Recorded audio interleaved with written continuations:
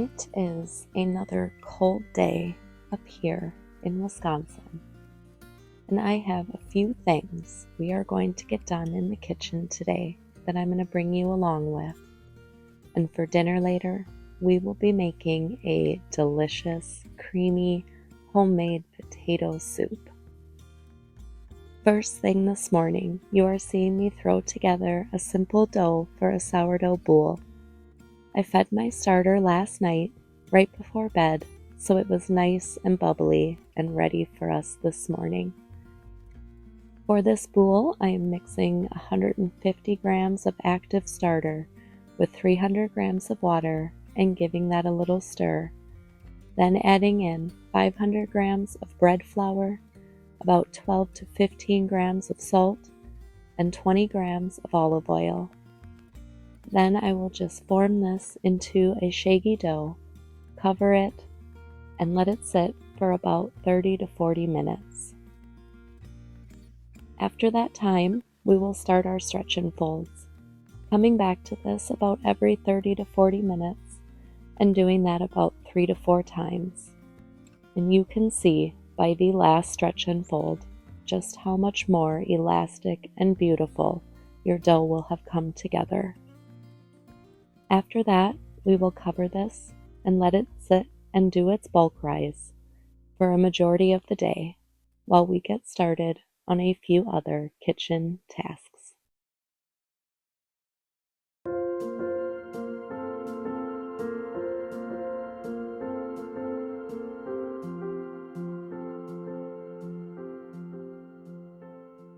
We are almost out of granola in this kitchen, and we love to have this on hand for a quick snack or to put on top of yogurt for a fast, easy breakfast.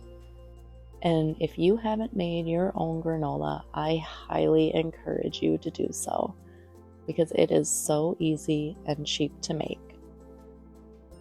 So in our bowl, I have 2 cups of rolled oats, 2 cups of chopped nuts, add in a teaspoon of cinnamon, give that a little stir, and while I was chopping the nuts, I got out a 1/4 cup of coconut oil to melt, mixed it with a 1/3 cup of honey, or you could use maple syrup if you had that on hand, a little sea salt, and a tablespoon of vanilla extract. Whisk that all together and pour it over your dry ingredients. Stir this up to coat everything well, and put it on a piece of parchment-lined baking sheet in a thin layer. And we're going to bake this at 300 for about 25 to 30 minutes, just watching it to make sure it does not burn. Once it's cool, we are going to store this in an airtight container, and that was an easy, delicious homemade snack for our family I can feel good about serving and we can enjoy for the next few weeks.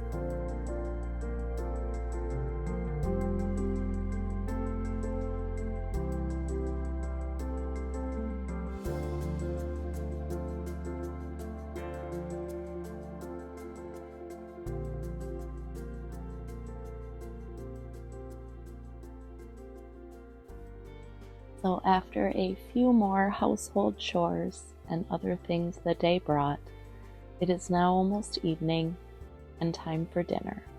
But first we are going to get our sourdough shaped and out of our way and get it in the fridge for cold proofing overnight before we get started on dinner. This dough has been bulk fermenting for about 8 hours or so, and we are going to get this shaped, add a little bit of tension before we put it in our floured banneton basket and get it covered and in the fridge overnight for us to bake up in the morning.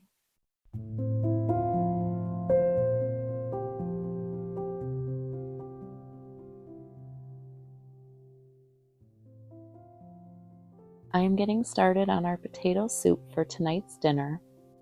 So first I'm going to put some bacon in the oven to get it cooking.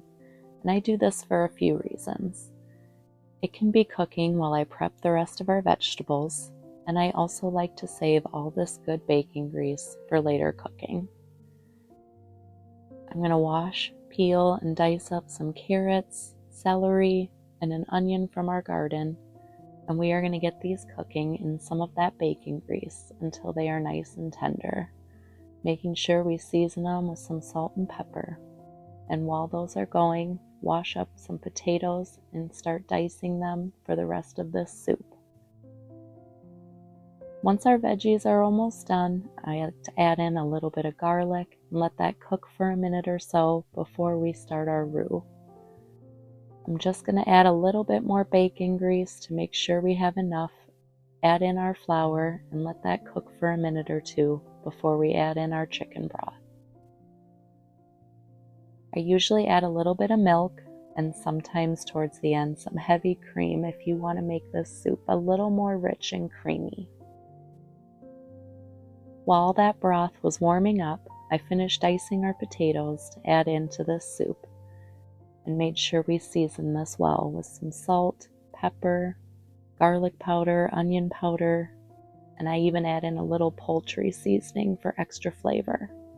The secret ingredient I am adding into this soup is something that will take this over the top, and that is a few rinds of Parmesan I had kept in the freezer specifically to use for this reason. If you ever buy cheese that has a rind, do not throw these away. They will add so much delicious flavor to this soup. And we are just going to let this sit and simmer, stirring it occasionally until our potatoes are done. We like to serve this with a scoop of sour cream, some chopped bacon, sometimes a little more shredded cheese or chives if we have them, or even with a delicious slice of sourdough bread that we are going to be baking up this next morning. So as you can see, it is a new day, and I have my Dutch oven preheating in a 450-degree oven. We are going to take out this dough, get it onto a parchment piece of paper, and I'm going to flour the top so when we score our pattern it shows up just a little bit better on this bread. I'm going to get this into our Dutch oven with just a couple of ice cubes on the side to create a little steam. Cover this, let it bake for 20 minutes. Remove the lid and bake for another 20 to 30 minutes depending on your oven. And we have a beautiful homemade sourdough boule to enjoy with all of our delicious homemade food and snacks this week.